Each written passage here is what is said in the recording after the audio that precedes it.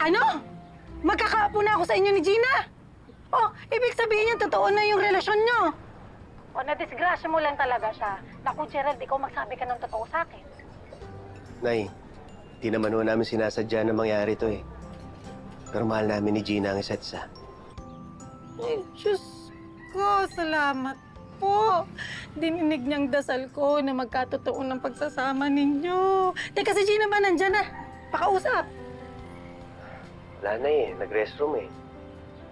Pero Nay, kaya po ako tumawag para kay Betsy.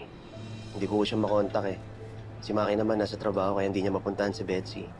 Ay, makikipag-break ka na sa babaeng yun. Ay, buti naman. Eh, ako na magsasabi sa kanya nang bumagsak sa lupa yung babaeng yan. Nay, wag niyo hong gagawin yan. Kahit naman ho, hindi kayo magkasundo ni Betsy. Minahal ko naman ho yun. May mga pinagsamahan ho kami. Kailangan sa akin pong manggaling to, Nay. Hindi magiging madali sa kanya to.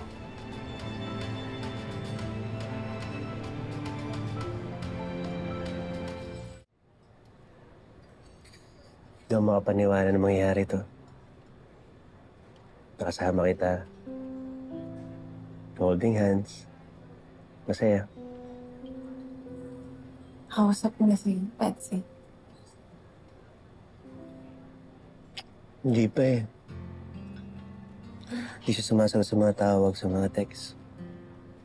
Pati sa mga online messaging, hindi rin.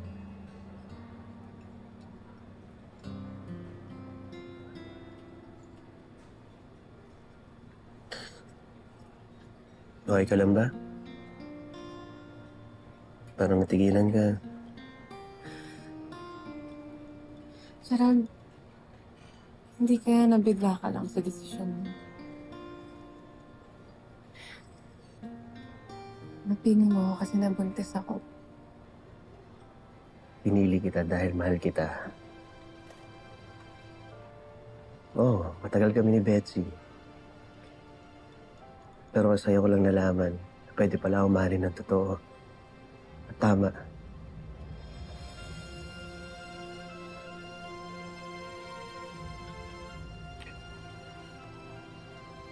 Gerald, minahal ka rin ni Betsy.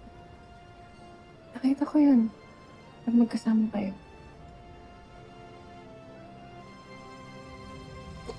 Gina, alam mo, girlfriend ko lang si Betsy. Kapag kami nakukuha siya sa akin. Sa tagal ng relasyon namin, ako lang lagi ang nagbibigay. Ako yung nagpaparaya. Ako yung nagpapatawad. Ako na lang lagi umiintindi sa mga pangangailangan niya. Pero nung ikaw, nung nakasama kita, nakilala kita, hindi naman kita hinihinga ng oras, pero binigay mo lahat ng yan, pati atensyon. Ikaw nagpa-realize sa akin ng totoong pagmamahal.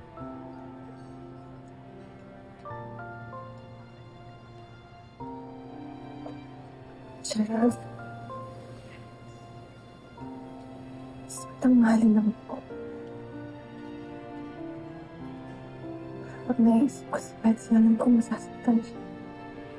Mas masasaktan na si Betsy kung mananatili ako sa relasyon namin. Nang wala na akong nararamdaman sa kanya.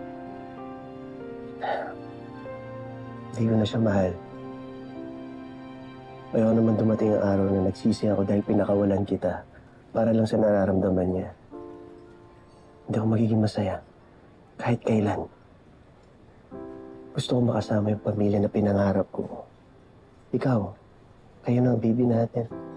Mahal na mahal kita. Mahal mo rin ako, di ba? Malalagpasan natin lahat ng to. Kailangan ko lang kausapin si Betsy na ito na ang buhay na gusto ko.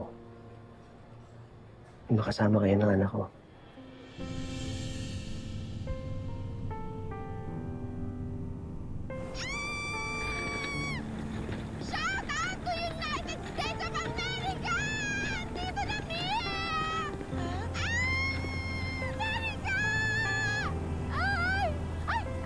Picture ako, picture!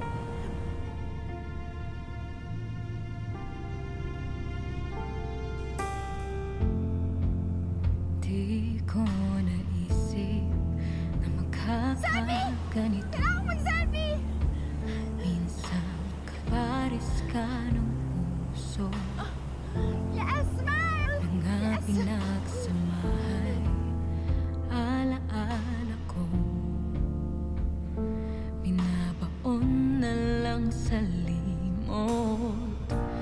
Dahil sa pagkakamali ay nabago.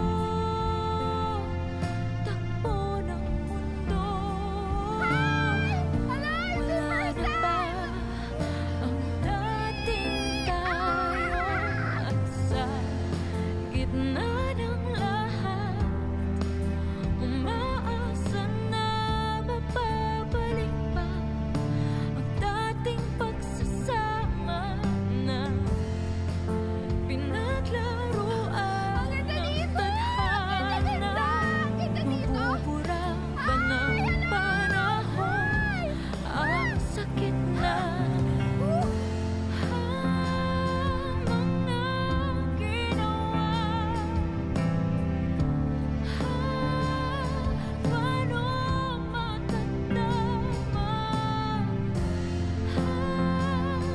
Anong lunasan nasirang tiwala?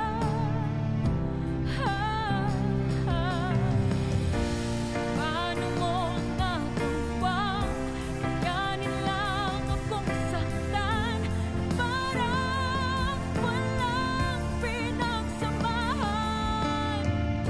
Sinayang mo ang pagkakaibigan.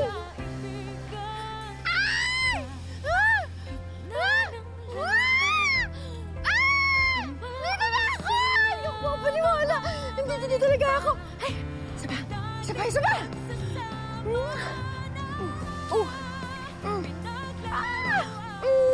It will take time, pero magiging maayos din ang lahat sa atin. Hindi ba nandito ang boyfriend mo? Ano pang hinihintay? Gawa na ng baby. Sige ka, baka gumawa ng baby yun sa iba. Mom, Dad, I'd like you to meet your first apo.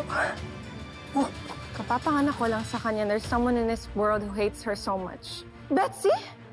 Gina! Gina! Kayo nakapatos ng toast dyan, di naman nababawasan. Ulit ka na. Be, cheers! Sige na. Ah, Betsy, wag na. Betsy, akin na yan. Kaya pala hindi ka umiinom ng alak. Betsy, I'm sorry. I really have to go. Hindi! Dito ka lang! Gusto ko lang naman marinig yung kasinungalingan na lumabas sa bibig ng babaeng yan. Wala na kailangan magsinungaling sa inyong dalawa. Ako, ang ama na dinadala ni Gina.